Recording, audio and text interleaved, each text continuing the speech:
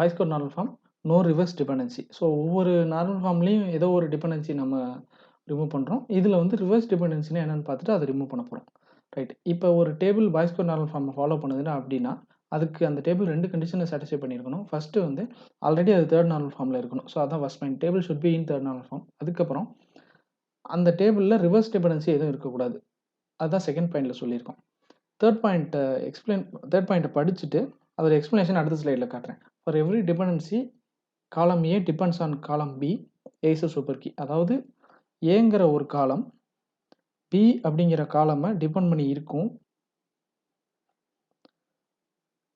அப்போ அந்த ஏங்கிற காலம் சூப்பர் கீ இருந்துச்சுன்னா அதுதான் ரிவர்ஸ் டிபெண்டன்சின்னு சொல்கிறாங்க. ரைட். இப்போ இந்த ஸ்லைடு எடுத்துக்கோங்க. வாட் இஸ் ரிவர்ஸ் டிபெண்டன்சி அப்படிங்கிறத இதில் எக்ஸ்பிளைன் பண்ணியிருக்கோம். இப்போ இந்த டேபிள் எடுத்துக்குவோம். இந்த டேபிளில் ரெஜிஸ்டர் நம்பர், ஸ்டூடெண்டோட ரெஜிஸ்டர் நம்பர், அவங்க என்ன கோர்ஸ் ரெஜிஸ்டர் பண்ணியிருக்காங்க, அந்த கோர்ஸை யார் ஹேண்டில் பண்ண போகிறாங்க அப்படிங்கிற 3 காலம் இருக்குது. Register number, course and professor இருக்குது. இதில் எந்த காலம் வச்சு நான் மிச்சம் எல்லா காலமே யூனிக்காக ஐடென்டிஃபை பண்ண முடியும். யூனிக்காக ஐடென்டிஃபை பண்ணுறதுனா என்ன ஆக்சுவலாக? ஃபார் எக்ஸாம்பிள் இந்த ரெஜிஸ்டர் நம்பர் அப்படிங்கிற காலமை பிரைமரி கீயாக வைக்கிறேன்னு வச்சுக்கோங்க. அப்போ நான் ஒரு ரெஜிஸ்டர் நம்பர் கொடுத்தா ABC001 அப்படின்னு ஒரு ரெஜிஸ்டர் நம்பர் கொடுத்தேன்னா எனக்கு வந்து ஒரே ரெக்கார்ட் ரிட்டர்ன் ஆகணும். 2-3 ரெக்கார்ட் ரிட்டர்ன் ஆச்சுன்னா அது யூனிக்காக ஐடென்டிஃபை பண்ணலன்னு அர்த்தம், பண்ண முடியாதுன்னு அர்த்தம். அதுதான் அப்போ அந்த காலமாக பிரைமரி கீயாக வைக்க முடியாது. இப்போ நான் ABC001 அப்படின்னு கொடுத்தேன், எனக்கு ஒரு ரெக்கார்ட் ரிட்டர்ன் ஆகுமான்னா இந்த 4 வேல்யூ மட்டும்தான் இருக்குன்னா அது ரிட்டர்ன் ஆகும். அது வேற கான்செப்ட். ஆனால் ஒரு ஸ்டூடெண்ட் வந்து 2-3 கோர்ஸ் ரெஜிஸ்டர் பண்ணலாம். அப்போ ABC001ங்கிற ஸ்டூடெண்ட் வந்து ஜாவா ரெஜிஸ்டர் பண்ணலாம், மறுபடியும் சி ரெஜிஸ்டர் பண்ணலாம். அப்போ நான் ABC001ன்னு கொடுத்தேன்னா 2 ரெக்கார்ட் ரிட்டர்ன் ஆகும். ஸோ என்னால் யூனிக்காக ஐடென்டிஃபை பண்ண முடியாது. ஸோ ரெஜிஸ்டர் நம்பர் அப்படிங்கிற காலமை மட்டும் பிரைமரி கீயாக வைக்க முடியாது. அடுத்தது கோர்ஸ் அப்படிங்கிற காலம் வைக்கலாம்னு பார்த்தா நான் ஜாவா அப்படின்னு ஒரு வேல்யூ கொடுத்தேன்னா எனக்கு ஒரு ரெக்கார்ட் ரிட்டர்ன் ஆகுதான்னு பாருங்கள், ஆகாது. ஏன்னா ஒரே கோர்ஸை பல பேர் பண்ணுவாங்க. ஸோ இந்த காலமே வைக்க முடியாது. ப்ரொஃபஸர் அப்படிங்கிற காலமே வைக்க முடியாது.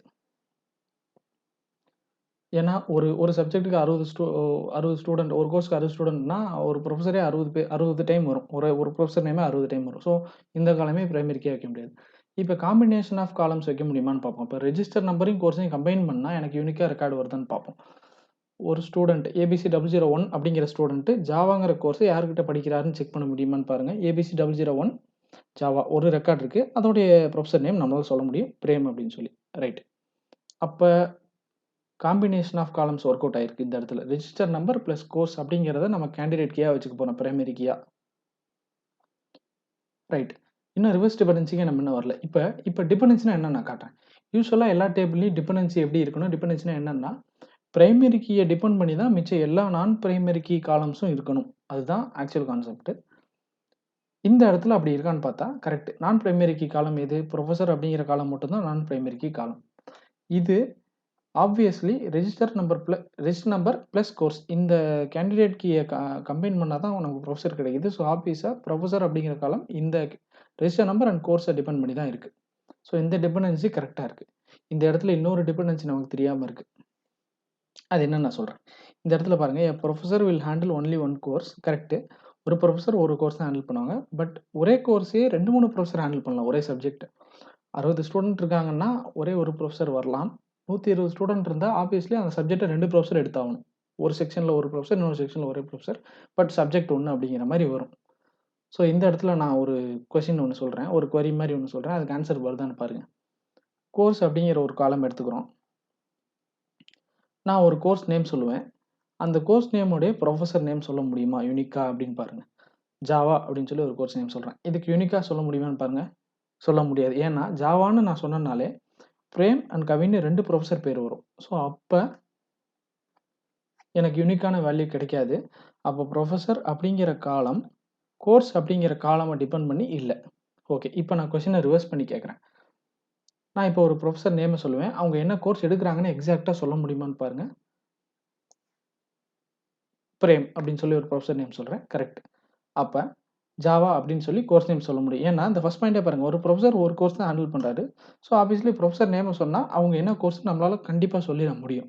அப்போ கோர்ஸ் அப்படிங்கிற காலம் ப்ரொஃபஸர் அப்படிங்கிற காலமாக டிபெண்ட் பண்ணியிருக்கு.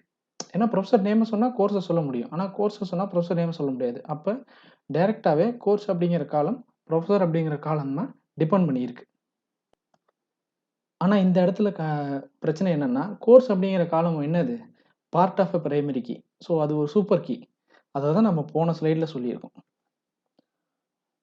காலம் A depend on column B where A is a super key. A super கீயா இருந்து அந்த சூப்பர் கீ வேற எந்த நான் பிரைமரி கீ காலமே டிபெண்ட் பண்ணி இருக்கக்கூடாது. அப்படி இருந்துச்சுன்னா அது ரிவர்ஸ் டிபெண்டன்சி. இந்த இடத்துல இருக்கான்னு பாருங்க. ஏங்கிறத கோர்ஸ்னு வச்சுக்கோங்க. ஏ தான் சூப்பர் கீ, கோர்ஸ் தான் சூப்பர் கீ. இந்த சூப்பர் கீ வந்து நான் பிரைமரி கீ காலமான ப்ரொஃபஸர டிபெண்ட் பண்ணியிருக்கு. ஸோ இதுதான் ரிவர்ஸ் டிபெண்டன்சி. ஆக்சுவலா எப்படி டிபெண்ட் ஆகணும்? நான் பிரைமரி கீ எல்லாம் பிரைமரி கீய டிபெண்ட் பண்ணியிருக்கணும். பட் இந்த இடத்துல பிரைமரி கீயோடைய ஒரு பகுதி நான் பிரைமரி கீய டிபெண்ட் பண்ணியிருக்கு. அதான் ரிவர்ஸ்ல இருக்கு. ஸோ அதான் இது ரிவர்ஸ் டிபெண்டன்சி. கடைசி பாயிண்ட்ல பாருங்க. Course dependent on professor. So course is a super key. It is not in Boyce Codd normal form. இதுதான் ரிவர்ஸ் டிபெண்டன்சி. ஸோ இப்போ இந்த ரிவர்ஸ் டிபெண்டன்சினா என்ன அப்படின்னு உங்களுக்கு புரிஞ்சா தான் அதை எப்படி ரிமூவ் பண்ணுறதுன்னு உங்களுக்கு புரியும். எல்லா நார்மல் ஃபார்ம்ஸும் கிட்டத்தட்ட ஒரே மாதிரி தான் இருக்கும். நீங்கள் ஒரு ரொம்ப மேலோட்டமாக கவனிச்சா புரியாது. கொஞ்சம் நல்லா கீனான டிஃப்ரென்ஸை கண்டுபிடிச்சிங்கன்னா தான் உங்களால் ஒவ்வொரு நார்மல் ஃபார்முக்கும் வித்தியாசம் சொல்ல முடியும். ரைட். இப்போ இந்த ரிவர்ஸ் டிபெண்டன்சி எப்படி ரிமூவ் பண்ணலாம் அப்படின்னு பாருங்க. இதை 2 டேபிளாக பிரிக்க போகிறோம். ஆஸ் யூஷுவல் எல்லா நார்மல் ஃபார்ம்ஸ்லையும் 2 டேபிளாக பிரிப்போம். அதே மாதிரி இதுலேயும் ஒரு 2 டேபிளாக பிரிக்க போகிறோம். Register number. அப்புறம் என்ன பண்ணுவேன், ஒவ்வொரு ப்ரொஃபஸருக்கும் ஒரு ஐடி கொடுத்துருவேன் நான். இண்டிவிஜுவலாக ஒரு ஐடி கொடுத்துருவேன். கொடுத்துட்டு ரெஜிஸ்டர் நம்பர், அந்த ரெஜிஸ்டர் நம்பர் ப்ரொஃபஸர் ஐடியோட மேப் பண்ணிடுவோம். இதில் பாருங்க, ரெஜிஸ்டர் நம்பர் ப்ரொஃபஸர் ஐடி அதோட மேப் பண்ணிடுவோம். So P1, P2, P3, P4ன்னு. இப்போ அடுத்தது இன்னொரு டேபிளில் அந்த ப்ரொஃபஸர் ஐடி வச்சு அந்த ப்ரொஃபஸர் ஐடியோடைய அந்த ப்ரொஃபஸர் ஐடி P1னா P1உடைய அந்த ப்ரொஃபஸர் நேம் என்ன, அவங்களுடைய கோர்ஸ், அவங்க ஹேண்டில் பண்ணுற கோர்ஸ் என்ன அப்படிங்கிறத தனி டேபிளில் போட்டேன். ஸோ 2 டேபிளாக பிரிச்சாச்சு. அப்போ நான் இந்த டேபிளை ரெஃபர் பண்ணேன்னா இந்த ஸ்டூடெண்ட் இந்த ப்ரொஃபஸர் ஐடிக்கு மேப் ஆயிருக்காங்க. அப்போ அந்த ப்ரொஃபஸர் ஐடி டீட்டெயில் என்னங்கிறது இதில் செக் பண்ணிக்கலாம். ஸோ P1னா இந்த ப்ரொஃபஸர் நேம், இந்த கோர்ஸ். ஸோ இந்த ஸ்டூடெண்ட் இந்த ப்ரொஃபஸர் கிட்ட இந்த கோர்ஸ் படிக்கிறாங்க, நம்ம மீனிங் எடுத்துக்கலாம். ரைட். இப்போ இந்த 2 காலமே ரிவர்ஸ் டிபெண்டன்சி இருக்காங்கிறதையும் நம்ம பார்ப்போம் 2 டேபிள்லையும். இப்போ இந்த ஃபர்ஸ்ட் டேபிளில் பிரைமரி கீ என்னன்னு பாருங்க. ரெஜிஸ்டர் நம்பர் தான் பிரைமரி கீயா அப்படின்னா கிடையாது. ஏன்னா ஒரு ஸ்டூடெண்ட் 2-3 கோர்ஸ் படிப்பான். ஸோ ஆப்வியஸ்லி 2-3 ப்ரொஃபஸர் ஐடியோட மேப் ஆயிருப்பாங்க. ஸோ ரெஜிஸ்டர் நம்பர் மட்டும் கிடையாது. ப்ரொஃபஸர் ஐடி மட்டுமா அப்படின்னா அதுவும் கிடையாது. ஸோ 2-3 P1 அப்படிங்கிற ப்ரொஃபஸர் ஐடிக்குள்ள 4-5 ஸ்டூடெண்ட் ரெஜிஸ்டர் பண்ணியிருப்பான். ஸோ அதுவும் கிடையாது. இப்போ இந்த 2 அப்போ ஆப்வியஸா இந்த 2 காலமும் சேர்ந்து தான் நமக்கு வந்து கேண்டிடேட் கீயா ஆக்ட் ஆக போகுது. ஸோ இந்த டேபிளை பொறுத்த வரைக்கும் நான் பிரைமரி கீ காலம் கிடையாது. இது 2மே சேர்ந்து தான் பிரைமரி கீ. ஸோ இந்த டேபிளில் வந்து ரிவர்ஸ் டிபெண்டன்சி பாசிபிளே கிடையாது. அடுத்து இந்த டேபிளுக்கு வருவோம். இந்த டேபிளில் எது பிரைமரி கீனா ப்ரொஃபஸர் ஐடி மட்டும் தான் பிரைமரி கீ. ஏன்னா P1னா ஒரு தடவை தான் வரும், P2னா ஒரு தடவை தான் வரும். நான் ப்ரொஃபஸர் ஐடி சொன்னோன்னே எனக்கு ஒரே ஒரு ரெக்கார்டு தான் டிஸ்பிளே ஆகும். ஸோ ஒரு ப்ரொஃபஸர் ஐடிக்கு ஒரு ரெக்கார்டு தான் இருக்கும். நான் P1ங்கிற ப்ரொஃபஸர் ஐடிக்கே பிரேம்னு ஒரு பேர், சந்தோஷ்னு ஒரு பேர் கொடுக்க முடியாது. P1னா ஒரே ப்ரொஃபஸர் தான். அவங்க ஹேண்டில் பண்ணுற சப்ஜெக்ட் ஒன்னே ஒன்று தான். ஸோ இந்த இடத்துலையும் ஒரே ஒரு பிரைமரி கீ காலம் தான். ஆப்வியஸாக இந்த 2 காலமும், இந்த நான் பிரைமரி கீ காலம் 2மே பிரைமரி கீயை டிபெண்ட் பண்ணியிருக்கு. இந்த இடத்துல எல்லா ரிவர்ஸ் டிபெண்டன்சியும் ரிமூவ் பண்ணியாச்சு. இந்த 2 பாயிண்ட் அதான். நம்ம போன டேபிள் எப்படி இருந்துச்சு, இது எப்படி பிரிச்சோங்கிறது தான் சொல்லியிருக்கேன். Remove the column professor and course and add it to professor ID and add professor ID. அதான் என்ன சொல்லியிருக்கோன்னா, இந்த கோர்ஸையும் ப்ரொஃபஸரையும் மட்டும் தூக்கி ப்ரொஃபஸர் ஐடியை மட்டும் ஆட் பண்ணிட்டோம் இந்த டேபிளில். அதேமாதிரி அந்த கோர்ஸ் நேமையும் ப்ரொஃபஸர் நேமையும் தனியாக வச்சுட்டு அவங்களுக்கு ஒரு ஐடி கொடுத்துரும். ஸோ தனியாக 2ஐயும் பிரிச்சு எழுதியாச்சு. இப்போ ரிவர்ஸ் டிபெண்டன்சியை ரிமூவ் பண்ணியாச்சு. இந்த டேபிள் இப்போ வந்து பாய்ஸ் கோட் நார்மல் ஃபார்மை ஃபாலோ பண்ணுது அப்படின்னு சொல்ல முடியும். ஸோ இது கொஞ்சம் பெரிய வீடியோவாக இருந்தாலும் நல்லா கவனிச்சிங்கன்னா கண்டிப்பாக புரியும். ஏதாவது கமெண்ட்ஸாக இருந்தாலும் கீழே கமெண்ட்ஸில் டைப் பண்ணுங்கள். இந்த மாதிரி நிறைய வீடியோஸ் போடுறதுக்கு சப்போர்ட் பண்ணுங்கள். ஃப்ரெண்ட்ஸ்க்கும் ஷேர் பண்ணுங்கள். கண்டிப்பாக யூஸ்ஃபுல்லாக இருக்கும். Thanks for supporting.